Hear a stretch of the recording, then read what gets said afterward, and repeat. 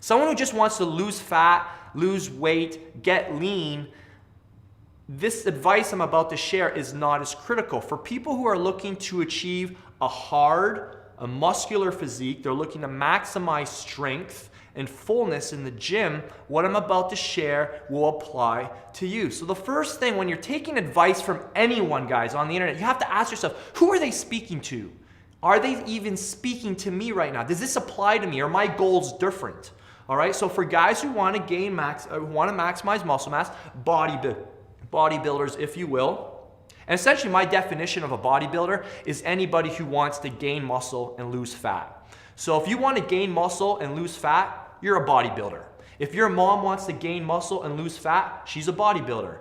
If your teenage son wants to build muscle and lose fat, he's a bodybuilder. All right, so virtually everybody's a bodybuilder, all right, in my opinion. That's how I view the term bodybuilding. All right, so let's get back on track.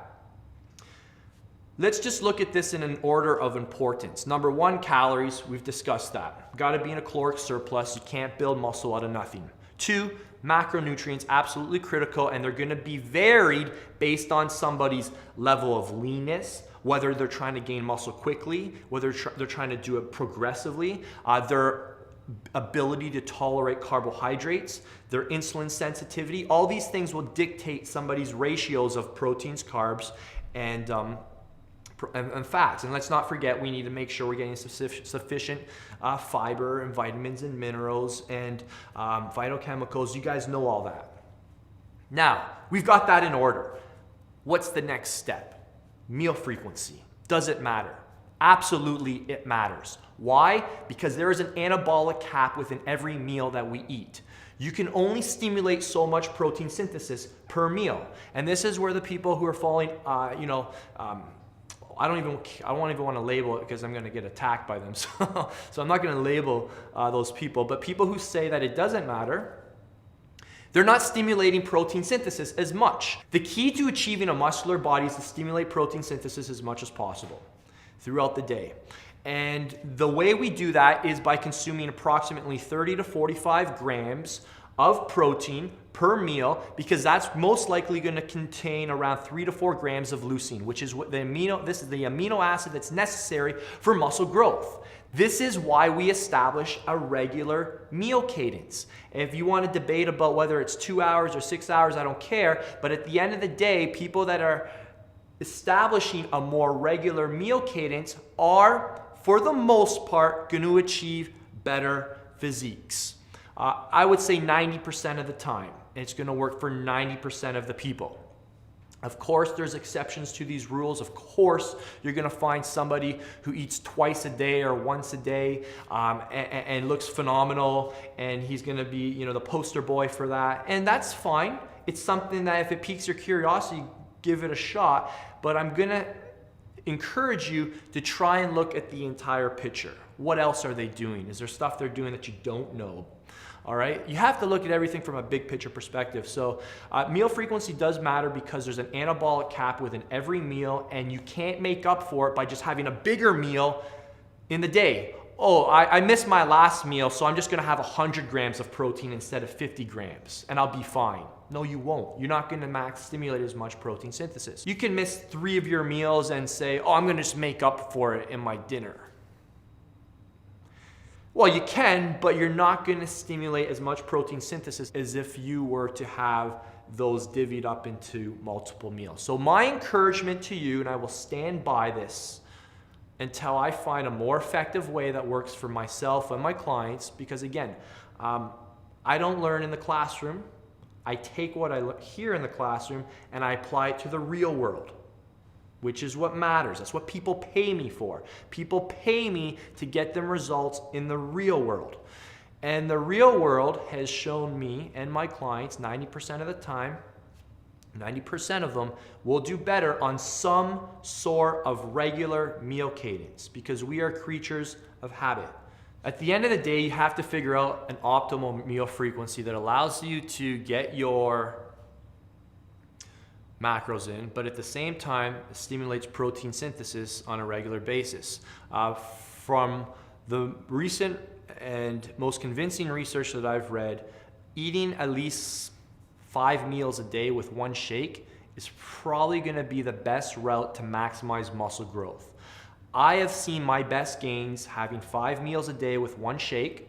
My clients have seen their best gains having 5 meals plus one shake in terms of muscle growth. I have tried eating doing everything in 2 meals, in 3 meals. I have seen better results stimulating protein synthesis more frequently. Now, you are free to experiment with both methods, and I encourage you to learn by doing, and don't take my word for it. I'm sharing what has been proven to myself multiple times and what I've prescribed to my clients, and it works for them. I would say it works for 90% of them 90% of the time. 5 whole food meals a day plus 1 shake a day is what I have found to be optimal for muscle growth, and to obviously, it's crazy you have to even state this, that yes, having a degree of flexibility built into your diet is normal. It's important, it's critical. I recommend for the best results to abide by your plan 90% of the time.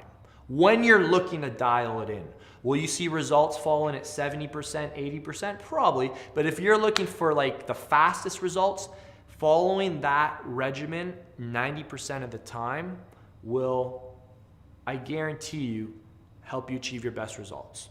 All right? Try it out. Learn from doing, not by debating, not by talking about it, and not by repeating what you heard somebody else say somewhere else. All right? Because at the end of the day, you have to believe this yourself. All right? That's what really matters. And you have to have results to show for it. Let me ask you a question. I want to throw this in there as well. Have you ever noticed people on the internet who are getting stressed out and upset about other people who have established some sort of regular meal cadence? So let's say, for me, example, I tell people I eat every 3 to 4 hours, and then people say to me, Vince, that's unnecessary. They'll go, Vince, that's painful, or that's stressful. Speak for yourself. Don't transfer your bad experience or assume that your bad experience is my bad experience.